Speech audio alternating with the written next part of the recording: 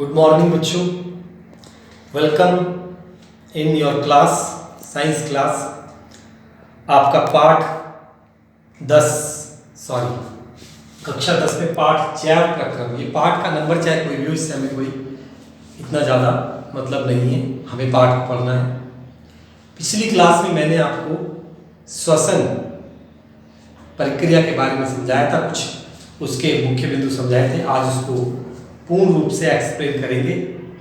तो चलिए पढ़ते हैं। पहले श्वासोच्छ्वास। श्वासोच्छ्वास में ऑक्सीजन लेना, CO2 बाहर निकालना। मैंने कल भी बताया था कि ऑक्सीजन लेने को निःश्वसन कहते हैं, निःश्वसन, और CO2 निकालने को निःश्वसन कहते हैं। ये दोनों क्रियाएं होती कैसे हमारे शरीर के अंदर, मनुष्य के शरीर में दोनों क्रियाएं कैसे होती हैं। देखिए, जो निःश्वसन होता है, इसमें क्या होता है कि जो हमारा सीना है वो ऊपर की ओर उठ जाता है। जब हम सांस लेते हैं तो हमारा सीना फूल जाता है, और जो डायफ्राम है वो नीचे की ओर, डायफ्राम होता है फेफड़ों के नीचे, वो नीचे खिसक जाता है। हमारे फेफड़ों का आकार थोड़ा बढ़ जाता है और उनमें ऑक्सीजन भर जाती है। इसका उल्टा है निःश्वसन। निःश्वसन में क्या होता है, निःश्वसन में आपका जो डायफ्राम है वो ऊपर की ओर जाता है, आपका सीना यानी पसलियां सिकुड़ जाती हैं, आपके फेफड़ों का आकार थोड़ा छोटा हो जाता है और ऑक्सीजन गैस बाहर निकलती है। मैं इसका आपको एक छोटा सा मॉडल बनाने के लिए भी दूंगा, फेफड़ों का मॉडल बनाने के लिए। उसमें आप समझ जाएंगे कि डायफ्राम की क्या क्रियाविधि है, डायफ्राम की क्या इंपॉर्टेंस है, क्या महत्व है डायफ्राम का। डायफ्राम ऊपर नीचे होने से आपके फेफड़ों में हवा आती जाती है। छोटी क्लासों में शायद मैंने आपको बनवाया भी होगा, और नहीं बनवाया है तो आपको मैं वो मॉडल, फेफड़ों का मॉडल जरूर भेजूंगा वीडियो के रूप में। आप उसे अपने घर पर जरूर बना के देखिए। तो बच्चों, श्वसन में हमने श्वासोच्छ्वास पढ़ा, ऑक्सीजन कैसे अंदर आती है और कैसे बाहर जाती है। अब और आगे की बातें इसमें हम पढ़ते हैं। तो बच्चों, अब आपको पढ़ाते हैं गैसीय विनिमय। कल मैंने बताया था आपको कि 3 भागों में एक क्रिया होती है, तो अब ये दूसरा भाग है गैसीय विनिमय, गैसों का लेन देन। अब आपने ये तो जाना कि फेफड़ों में ऑक्सीजन आती है और CO2 बाहर चली जाती है। अब ये जब फेफड़ों में ऑक्सीजन आती है, ये कहाँ जाती है बच्चों? फेफड़ों में कोशिकाओं में ऑक्सीजन फेफड़ों में गई, फेफड़ों में होती है कोशिकाएं। कोशिकाओं में जो रक्त होता है उसमें ऑक्सीजन घुल जाती है। रक्त में कौन लेता है ऑक्सीजन को? लाल रुधिर कणिकाएं। लाल रुधिर कणिकाओं में हीमोग्लोबिन प्रोटीन होता है, ये ऑक्सीजन को ले लेता है, और जब रुधिर हृदय के द्वारा शरीर के सभी अंगों में भेज दिया जाता है, तो जब ये कोशिकाओं में पहुंचता है तो कोशिकाओं में ऑक्सीजन अलग हो जाती है, हीमोग्लोबिन अलग हो जाता है। तो ये कार्य ऑक्सीजन परिवहन के दौरान होता है। याद रखना, हीमोग्लोबिन लाल रुधिर कणिकाओं में ही पाया जाता है, ऑक्सीजन का अवशोषण करता है और रुधिर में घुलकर, रुधिर में तो होता ही है, रुधिर में घुला रहता है, रुधिर के साथ हृदय में, हृदय से पूरे शरीर में फैल जाता है। अब जहाँ कोशिकाओं को ऑक्सीजन की जरूरत है वहाँ ये पहुँच जाता है। इसके बाद CO2 परिवहन। CO2 का परिवहन कैसे होता है? जो ऑक्सीजन कोशिकाओं में आई है, रुधिर से कोशिकाओं में ऑक्सीजन निकल जाती है, उस ऑक्सीजन से भोजन का दहन होता है। और आप जानते हैं जब किसी चीज को हम जलाते हैं तो उसमें से कार्बन डाइऑक्साइड गैस निकलती है। हमेशा नहीं, जिसमें कार्बन होगा तो कार्बन डाइऑक्साइड गैस जरूर निकलेगी। और हमारा भोजन ज्यादातर कार्बनिक यौगिकों से बना होता है, इसका मतलब उनमें कार्बन होता है। तो जब भोजन का हम दहन करेंगे ऑक्सीजन से, ऑक्सीजन जुड़ रही है तो यहाँ पर ऑक्सीकरण हो रहा है। मैंने आपको शुरू में पढ़ाया था ऑक्सीकरण अपचयन, ऑक्सीजन का जुड़ना ऑक्सीकरण होता है। तो यहाँ ऑक्सीजन जब भोजन का दहन करती है तो कार्बन डाइऑक्साइड, जल और ऊर्जा, मुख्य रूप से ये 3 बनते हैं। ऊर्जा कार्य करने काम आती है, जल भी हमारे काम आ जाता है, लेकिन कार्बन डाइऑक्साइड हमारे किसी काम की नहीं है। तो ये आप शरीर से बाहर कैसे जाएगी? जो रुधिर प्लाज्मा है, रुधिर प्लाज्मा में लगभग 7% कार्बन डाइऑक्साइड घुलकर फेफड़ों तक पहुंचती है, या फिर कार्बोनेट आयन के रूप में। बच्चों, जो कार्बन डाइऑक्साइड बनती है वो जल में घुल जाती है और कार्बोनिक अम्ल बनाती है, H2CO3 कार्बोनिक अम्ल। ये कार्बोनिक अम्ल टूट जाता है H+ आयनों में और CO3 2- आयन। इन्हें कहते हैं कार्बोनेट आयन। क्या है ये? कार्बोनेट। लिख लेना चाहिए हमें। कार्बोनेट आयनों के रूप में रुधिर में घुल जाता है और बाकी जो शेष कार्बन डाइऑक्साइड है वो भी हीमोग्लोबिन के साथ जुड़कर रुधिर के साथ घुलकर वापस फेफड़ों में आती है और फेफड़ों में आकर ये मुक्त कर दी जाती है। तो इस प्रकार विसरण क्रियाओं के द्वारा हम ऑक्सीजन लेते हैं और कार्बन डाइऑक्साइड छोड़ते हैं।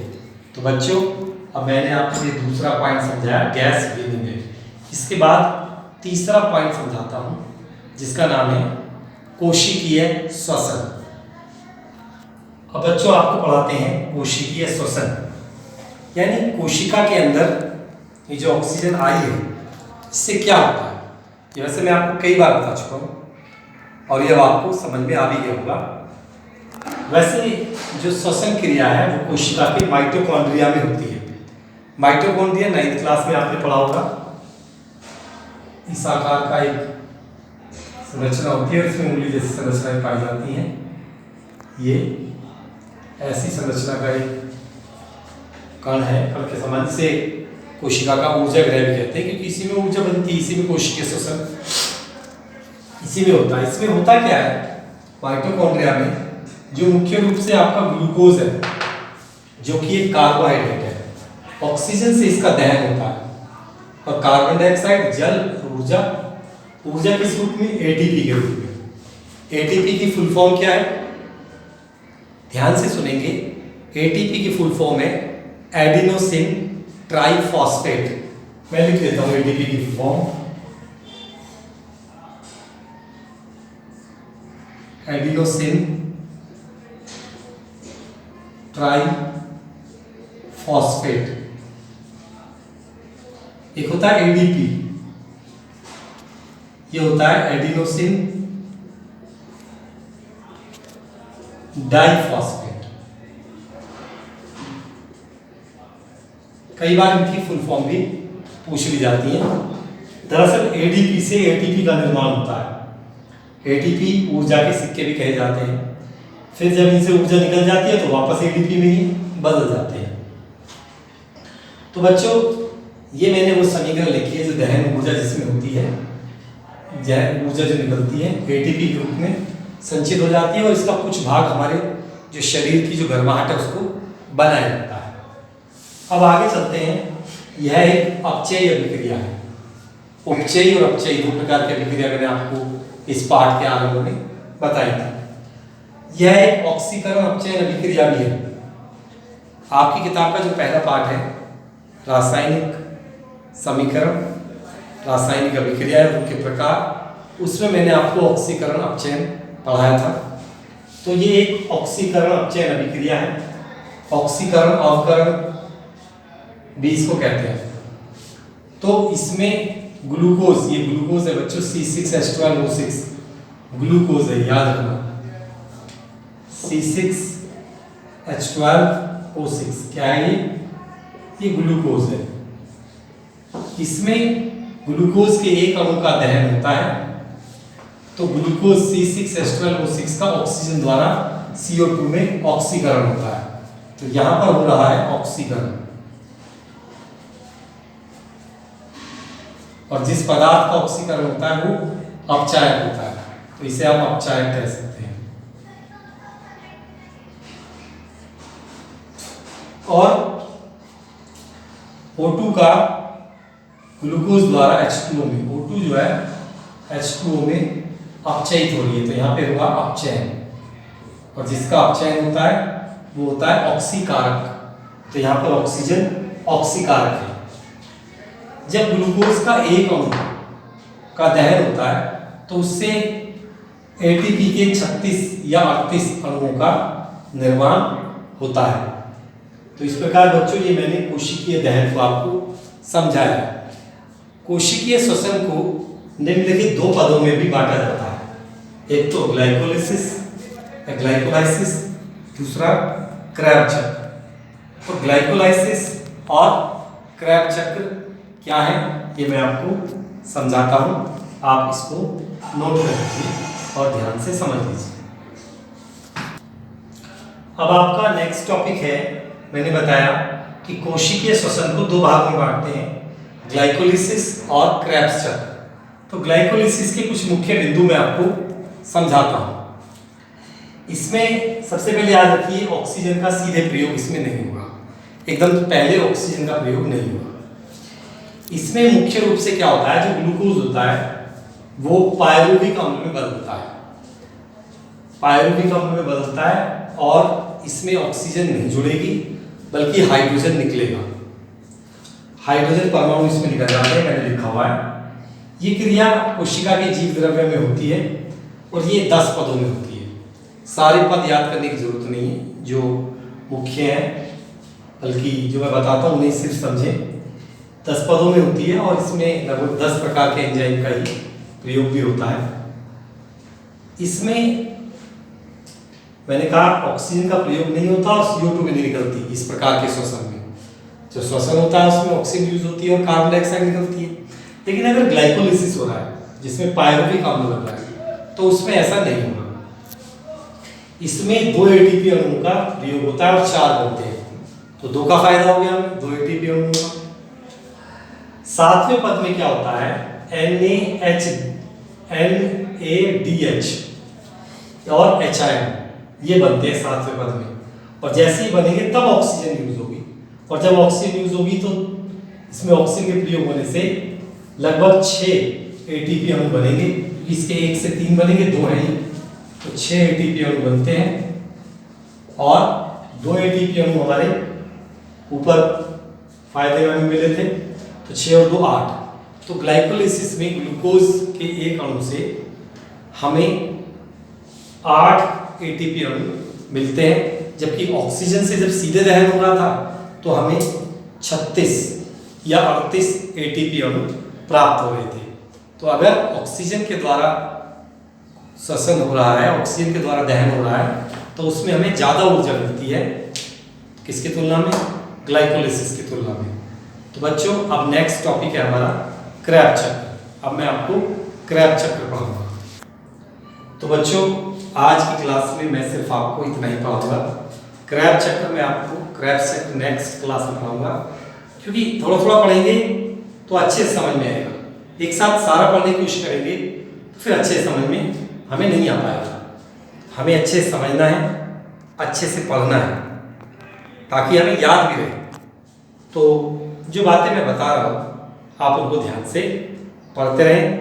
वीडियो को 2-3 बार देख लें, याद हो जाएगा। जब भी ज़्यादा समय मिले तो पाठ से जुड़े हुए पिछले वीडियो भी समय समय पर देखते रहें, ताकि पूरा पाठ आपके माइंड में बना रहे। बहुत आसान है वीडियो देखना, बस क्लिक करना, वीडियो आपके सामने चल जाएगी और मैं आपको पढ़ाने लगूंगा।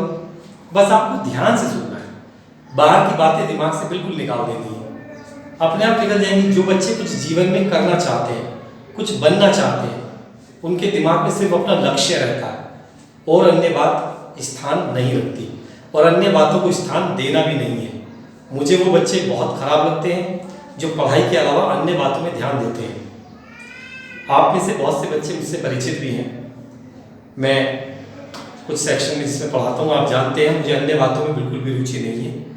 पढ़ाई से संबंधित बातें ही मैं पसंद करता हूँ, और आप लोगों को भी अपना ज़्यादा से ज़्यादा समय पढ़ाई में ही लगाना चाहिए, क्योंकि ये विज्ञान विषय है, इसका ज्ञान हमारे सामान्य जीवन में भी काम में आता है।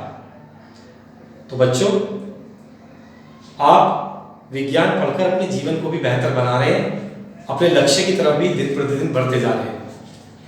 तो बच्चों आज की क्लास में मैं आपको सिर्फ इतना ही पढ़ाऊंगा। मन लगाकर पढ़िए, घर पर स्वस्थ रहिए, अपने चारों तरफ सफाई रखिए, और कोरोना से जंग लड़कर जीतना है, उसे हराना है। फिर आपसे क्लास में मिलेंगे, तब तक के लिए गुड बाय, धन्यवाद।